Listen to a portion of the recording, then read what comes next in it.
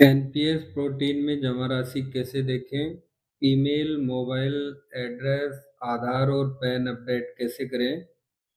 नमस्कार दोस्तों, राजस्थान प्रारंभिक शिक्षा विभाग द्वारा जारी महत्वपूर्ण आदेश के अनुसार दिनांक 1 जनवरी 2004 एवं उसके पश्चात नियुक्त कार्मिकों के लिए पुरानी पेंशन योजना से संबंधित विकल्प दिए जाने की प्रक्रिया चल रही है।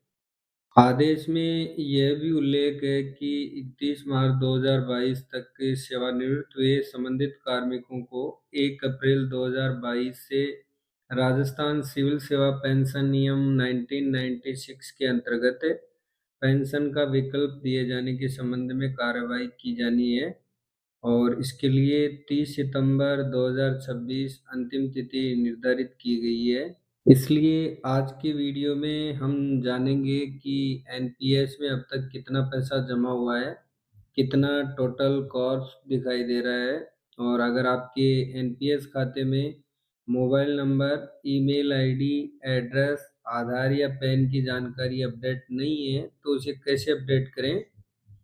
सबसे पहले अपने मोबाइल में गूगल क्रोम खोलें। अब टाइप करें एनपीएस सीआरए और सर्च करें। स्क्रीन पर प्रोटीन सीआरए की ऑफिशियल वेबसाइट शो हो जाएगी, cra.nps.proteintech.in।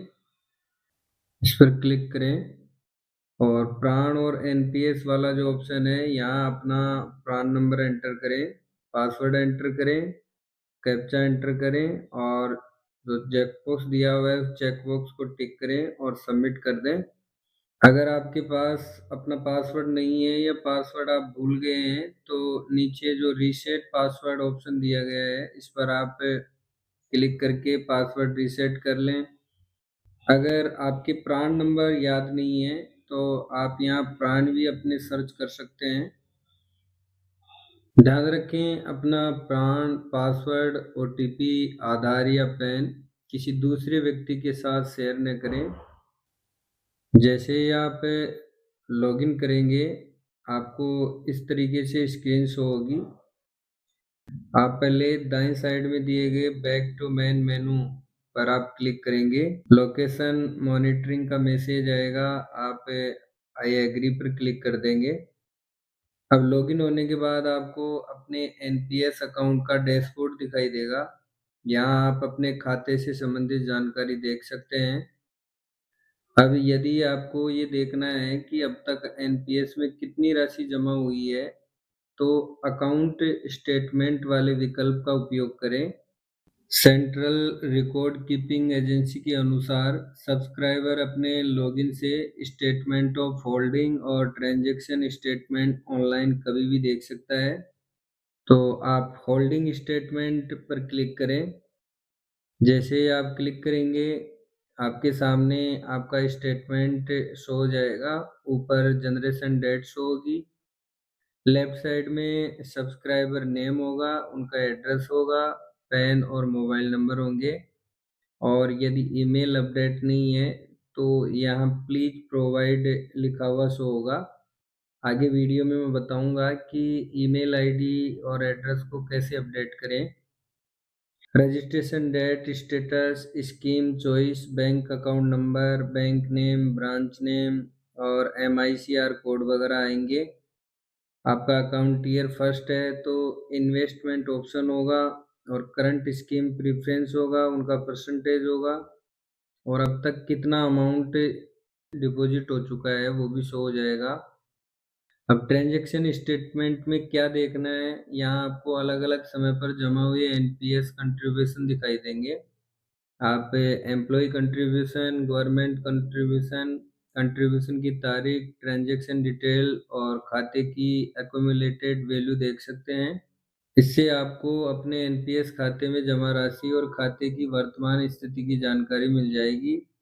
अगर आप चाहते हैं कि एनपीएस का एनुअल ट्रांजैक्शन स्टेटमेंट आपके ईमेल पर आए तो सीआरए में ईमेल आईडी को अपडेट रखना बहुत ज़रूरी है। आपके स्क्रीन पर दिखाई गई annual transaction statement on email का विकल्प भी उपलब्ध है।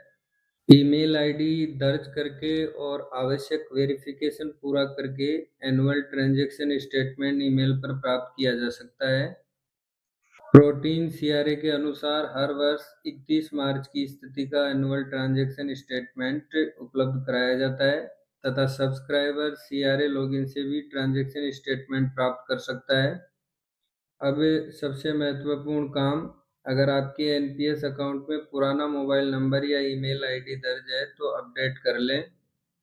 सीआरए में लॉगिन करने के बाद मैनेज माय अकाउंट, फिर अपडेट माय प्रोफाइल, फिर चेंज कॉन्टैक्ट डिटेल्स पर जाएं। अब यहाँ आप ईमेल आईडी या मोबाइल नंबर को अपडेट कर सकते हैं। नई जानकारी दर्ज करने के बाद सबमिट, फिर प्रोसीड करें। इसके बाद नए मोबाइल नंबर या ईमेल आईडी पर ओटीपी आएगा। ओटीपी डालकर वेरिफिकेशन पूरा करें। इसके बाद नई कॉन्टैक्ट डिटेल्स एनपीएस अकाउंट में अपडेट हो जाएगी। ध्यान रखें, एनपीएस में ओटीपी और दूसरे महत्वपूर्ण अलर्ट्स रजिस्टर्ड मोबाइल और ईमेल पर आते हैं, इसलिए अपना मोबाइल नंबर और ईमेल आईडी हमेशा सही और चालू रखें। अब अगर आपका कम्युनिकेशन एड्रेस या परमानेंट एड्रेस बदल गया है तो इसे भी सीआरए में अपडेट किया जा सकता है। लॉगिन करने के बाद मैनेज माय अकाउंट, फिर अपडेट माय प्रोफाइल, फिर चेंज एड्रेस पर जाएं। वर्तमान सीआरए प्रक्रिया में एड्रेस अपडेट के लिए आधार आधारित ऑथेंटिकेशन का विकल्प उपलब्ध है। कुछ मामलों में आधार, पैन या डिजी लॉकर के माध्यम से एड्रेस वेरिफिकेशन का विकल्प दिखाई दे सकता है। यदि आधार से अपडेट कर रहे हैं तो आधार नंबर दर्ज करें, फिर कंटिन्यू, फिर रजिस्टर्ड मोबाइल पर ओटीपी, फिर वेरिफिकेशन करें। इसके बाद पुराने और नए एड्रेस को वेरीफाई करके आवश्यक ओटीपी प्रक्रिया पूरी करें।